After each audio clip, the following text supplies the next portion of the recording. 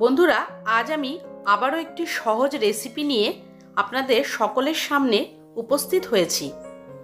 যাদের কাছে সময় খুব কম অথচ টক ঝাল কিছু খেতে ইচ্ছা করছে, তারা অবশ্যই এই রেসিপিটি ট্রাই করে দেখতে পারেন।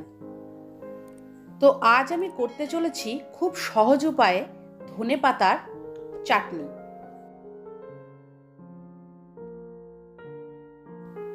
এই রেসিপির জন্য আমি প্রথমে নিয়ে নিয়েছি কিছুটা ধনেপাতা, একটি কাঁচা ঝাল আর অল্প একটু পাকা তেঁতুল। এবার একটি গ্রাইন্ডারের মধ্যে ধনেপাতাগুলো, কাঁচা ঝাল এবং তেঁতুলটি দিয়ে দেব।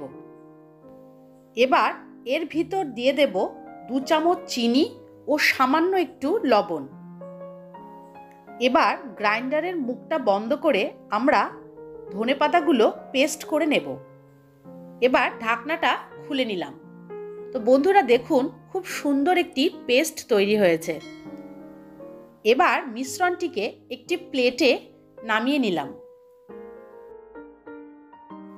তো বন্ধুরা, আমার সুস্বাদু ধনেপাতার চাটনি রেডি।